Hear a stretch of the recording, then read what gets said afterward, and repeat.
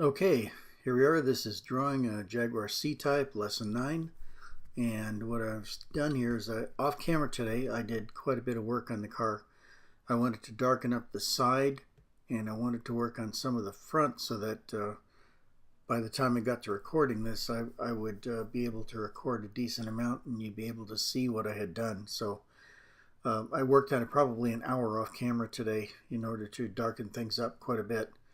I worked on the left front side underneath the headlight all the way over to the grill, and I worked on the right side, the driver's side in this because it is right-hand drive. Left the lower part of the hood, rear lower part of the hood in white as you see, but I had to work on the air vents to let the hot air out from underneath the hood. I did those and I'm going to have to darken them up more still because when I go in and put my lights in there, it's going to disappear. So I have to make sure that those are dark enough that when I surround it that it'll still stand out. And here I am working next to the grill again. There is a lot of subtle shading on the both fenders. So I'm having to work on that very carefully because I don't want to lose that subtlety. I want to make sure that the upper edges of the very dark part on the lower edge are lighter so that you can see that it's transitioning to a much lighter upper portion of the fender and also in the hood bulge too. So that's most of what the focus is right now, is trying to get the hood, the front end of the car done so that hopefully one more of these we'll be able to get the whole body done, and then we'll start working on the wheels and tires. And I think I'll have this done by 12. I'm not sure. By lesson 12, that is. But I also have done a little bit of work today on the headlights, so they'll tell a little bit better story. Headlights are really interesting. It's like a person's eyes.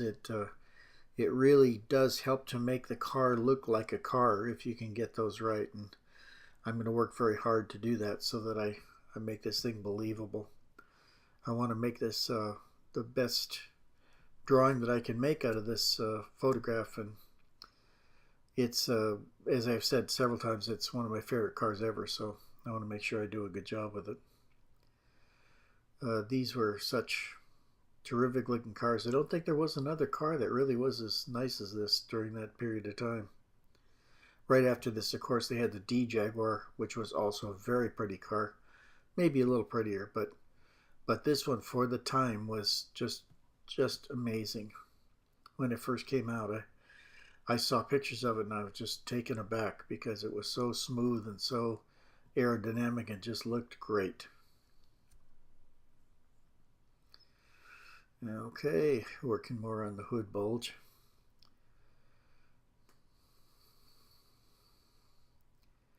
Darkening it up also. But again, a lot of subtlety in here because I have a very dark portion right along between the hood bulge and the right front fender. And there's nothing you can do. If I screw that up, then this whole drawing is going to be toast. So I have to be careful to not get those too close to one another so that it destroys the impact of one against the other one. And yet at the same time I want to make it similar to the photograph, and I want to make it so that there is a line of demarcation between it, but it's got to be a fairly steady blending from one to the other so that it isn't so harsh that it looks cartoonish or phony. So that it's a real dance you do when you do this. It's not quite like painting. I can't go back over it again with more paint, so I have to be very careful with the black ink. If I need to with black ink, I can take a eraser on it and I can take a little bit of it off. All it does is just really kind of take the edge off of it. It makes it less dark, but it never really removes the ink so much as just gets the upper layer of it, so it's always going to be there. So therefore you have to be careful to not get too far into the dark. And also when you do that, it can also leave it kind of flat looking and sort of weird too. So then you usually have to go back over it again and try to regain some of the crispness that it had before, instead of just having the ink mushed around a little bit. So while you can use it kind of like a stump, it will move stuff around. It will make it a little less obvious that there was ink there that you didn't want, but still, it's not the ideal thing. You want to put the ink where you want it and kind of leave it there, which is a good thing. Anyway, getting down toward the end, pardon me. Got a little bit of a cough today. Okay, coming right down to it now. Really starting to look like the car now. This is going to be a great drawing, I think. I'm loving it so far. And we'll do quite a bit more tomorrow, and I hope to see you then. It should be very good for us. Thank you very much. Bye.